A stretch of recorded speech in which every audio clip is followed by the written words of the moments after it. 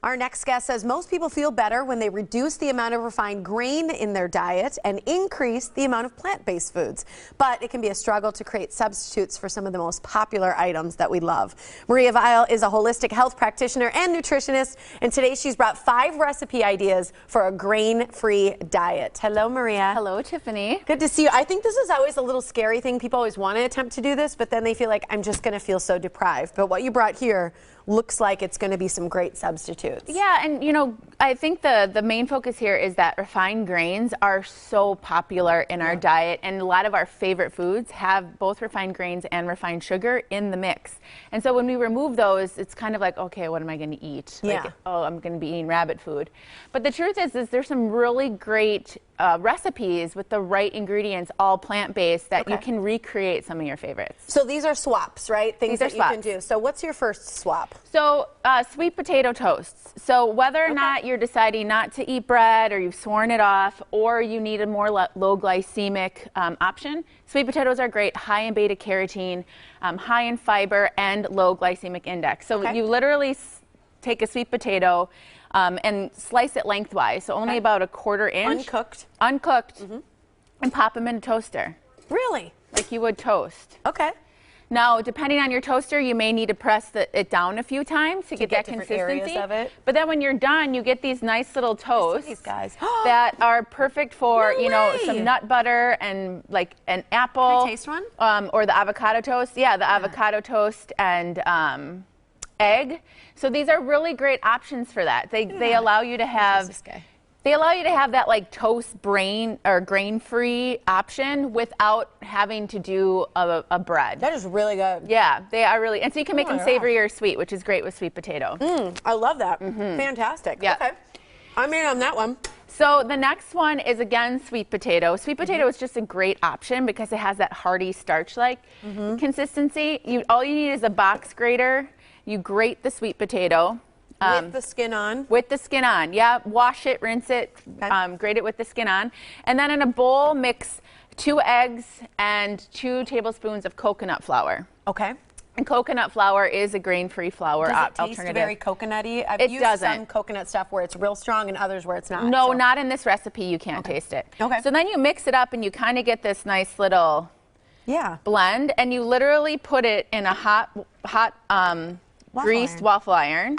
And the trick with this is you really want to make sure that it gets into all the crevices. Well, and we know how good sweet potato is with like a brown sugar or something, so syrup would make complete sense. Totally. So you could add cinnamon and nutmeg to this mixture to make it sweet, or you could just leave it with a little bit of salt and you can make it more savory. And you can even use this, again, for like making a breakfast sandwich or whatever you like. So you really want to kind of have this nice and filled and push it down into the crevices. Okay. How long would you cook this compared to just like a regular waffle? Really? You know, if you have a waffle iron that kind of, like this one tells you like ready to go, and then it tells you when it's done, it's the same amount. So you just close it up. That full too. Yeah, you do. Okay. And close it down and let her go. So it's nice and full. All right. And you let it cook. And then when it's done, you get this nice little waffle. That is such a great idea. Okay. It's a great alternative. This one looks like it takes a lot more work. Oh my, this is the easiest recipe out of all of these. I swear to God. This looks like it's more work. So easy. It's 3 ingredients. Okay. It's some sort of plain nut, not roasted, just raw nuts. So you could do walnut, almond, peanut, pecan, any nut you want. This one I use pecan just because it gives a nice kind of natural maple flavor without having to add any extra sugar. And dried dates. So these are pitted, obviously. You put them in your food processor and pulse, add a tablespoon of coconut oil, pulse it up so it gets all crumbly, and then you just push it down into the pie pan. Okay. So now you have a pie crust. You put this in the fridge or the freezer. So you can either use this in a no-bake dessert like I have here, which is my, it's a PB&J tart. So it's blueberries, peanut butter. And so you just stick that in the freezer, and there you have your dessert.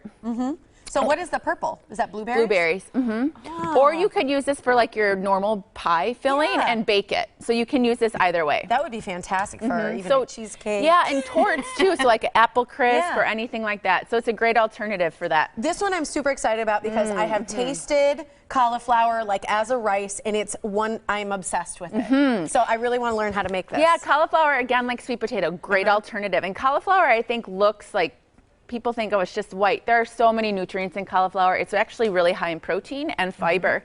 So cauliflower, rice, and pizza crust are two awesome alternatives for your grain-free favorites. And really what you want to do is you want to take cauliflower and cut off the stem so you have the florets. And then you pulse it in your food processor so that it gets to this kind of... Just on its own? On its own, yep.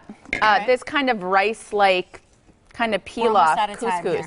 And so for the cauliflower rice, you just heat it on the pan. As is. As is. You can saute it with onions, and so it's a great side to your normal chicken. As rice. Agreed. The cauliflower pizza crust, you add a little bit of hard cheese, an egg, garlic, salt, and oregano. Yeah. Mix it together, press it in a pie thing, cook it. Look how good that looks. And I'm telling you, my fella at home hates cauliflower. He said, if you want to get me to eat vegetables, make that every night and I'll do it. Really? Yeah, he loves it. All right, so grain-free, if you're going grain-free or just trying to be a lot healthier and get more back to plant-based foods, Back to Food with Maria, you can visit her online at mariaviall.com/recipes to find all these and more great ideas. Thanks, Maria. Thank you.